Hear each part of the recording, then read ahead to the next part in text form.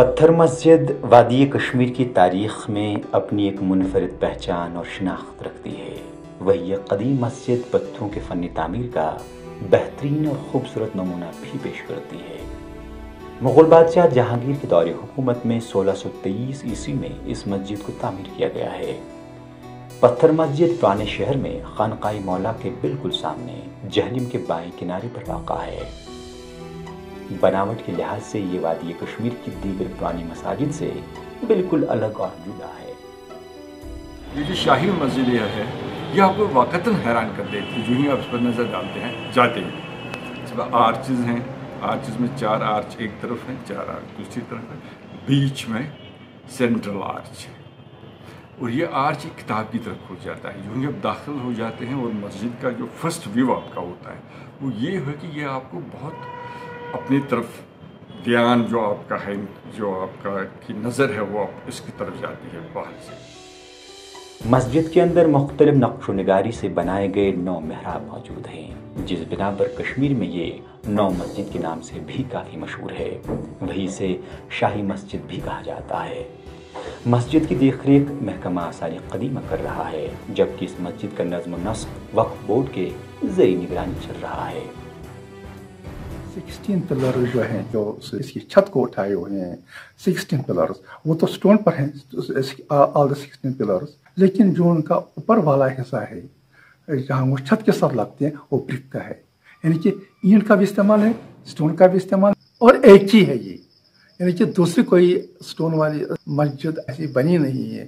Architecture تو اس قسم کا کافی ہے، لکڑی میں بھی اور برک میں بھی، لیکن سٹون میں جیسی مسجد ہمارے پاس کوئی نہیں ہے۔ پتھر مسجد کے اندر یہ چوڑے ستون اور چھت پر اس طرح کے منفرد نقوش اس مسجد کی خوبصورتی میں مزید اضافہ کرتے ہیں۔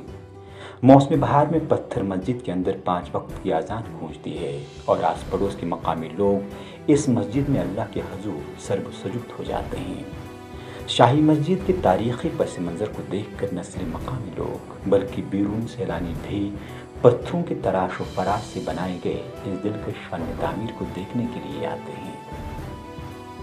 حالانکہ ان دنوں باقی ہندوستان کی مساجد میں ایک اہم ایلیمنٹ کیلیگرافی ہوتا تھا، اس میں کیلیگرافی نہیں ہے، کہیں ہم نے آیات نہیں دیکھے، پہلے بھی لگتا ہے نہیں تھے، مگر اس میں اندر جو کام ہوا ہے، والٹس جو ہیں اندر، جو ڈومز کے اندر، ان میں مختلف طرز کے نقش بن گئے ہیں، ہنی کومب ہے اور ڈیزائنز بنائے گئے ہیں۔ وہاں 3 حصے ہیں مسجد، اس مسجد کے نو آرچز ہاریزونٹلی ہیں۔ جب اب آگے چلیں گے قبلہ کی طرف، محراب کی طرف، تو 3 حصوں میں یہ مسجد ہے، کیونکہ 2 سینٹرل آرچز ہیں، اس نے اندر کے احاطے کو 3 میں تقسیم کیا ہے۔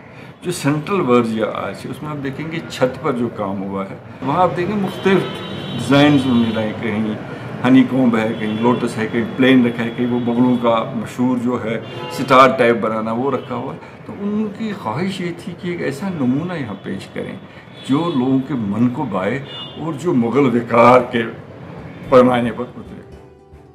اگرچہ موسم بہار اور گرمیوں کے ایام میں نماز پنجگانہ اور جمعہ کی نماز باضابطہ طور اس مسجد میں ادا کی جاتی ہے، تاہم مکمل طور پتھروں کی بناوٹ کی وجہ سے موسم سرما کے دوران اس میں 5 وقت کی نماز کی ادائیگی نہ صرف مشکل بلکہ ناممکن بن جاتی ہے۔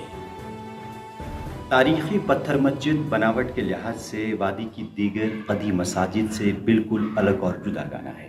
اگرچہ یہاں کی تمام مساجد لکڑی کے فن تعمیر کا ایک بہترین نمونہ پیش کرتی ہے، لیکن پرانے شہر میں جہلم کے بائیں کنارے پر واقع پتھروں کے تراش و فراش سے بنائی گئی یہ مسجد اپنی ایک منفرد پہچان رکھتی ہے۔